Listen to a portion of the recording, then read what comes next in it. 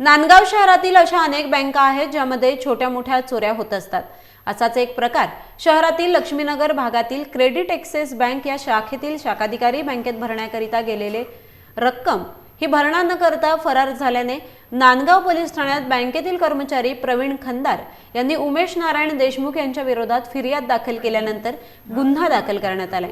नाशिक ग्रामीण पोलीस अधीक्षक विक्रम देशमाने मालेगाव, अप्पर अधीक्षक अनिकेत भारती, मनमाड उप विभागीय अधिकारी बाजीराव महाजन यांच्या मार्गदर्शनाखाली संबंधित पोलीस अधिकाऱ्यांनी धुळे जळगाव या जिल्ह्यात आरोपीच्या तांत्रिक विश्लेषणाद्वारे शोध घेत आरोपी उमेश नारायण देशमुख याच्या मुसक्या आवळल्यात व रोख रक्कम 11,77,750 रुपये हस्तगत केली। नांदगाव पोलिसांनी 24 तासात गुन्ह्याचा छडा लावल्याबद्दल नांदगाव शहरात पोलिसांवर आनंदाचा वर्षाव केला जातोय।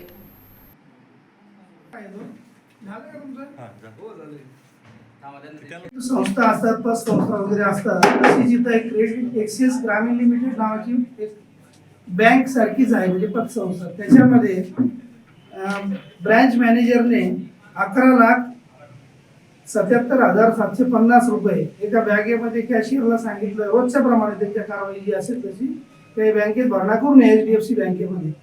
तर त्या बँकेचा कॅशियर बॅगेमध्ये तेवढे पैसे घेऊन 11,77,750 ते बँकेत भरणा न करता घेऊन गायब झाला, पळून गेला। त्याच्यानंतर त्यांनी थोडासा शोधाशोध केली पण तो भेटला नाही। मग पोलीस स्टेशनला त्यांनी फिर्याद दिली। त्याच्यावरून पोलीस स्टेशनला 150/2024 409/420 प्रमाणे गुन्हा दाखल झाला। त्याच्यानंतर पोलीस निरीक्षक प्रीतम चौधरी, PSI वाघमारे आणि त्यांचा जो स्टाफ आहे यांनी ताबडतोबीने वेळ अजिबात वाया न घालवता पथक तयार केलं आणि पथक नंतर त्याचं माग काढत धुळ्याला गेलं, परंतु तो आरोपी धुळ्याला नाही भेटला। त्याच्यानंतर पथक जळगावला गेलं, त्याच्यामध्ये तांत्रिक विश्लेषणाची मदत घेण्यात आली आणि आरोपीला अवघ्या 12 तासामध्ये या टीमने जेरबंद केलेला आहे। संपूर्ण 11,77,750 रुपये बॅगेसह रिकव्हर केलेले जे आपल्याला इथं बघायला मिळतात।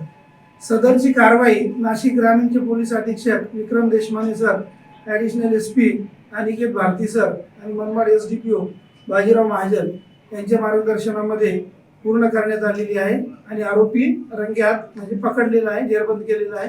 आता त्याला कोर्टापुढे हजर करण्यात येईल।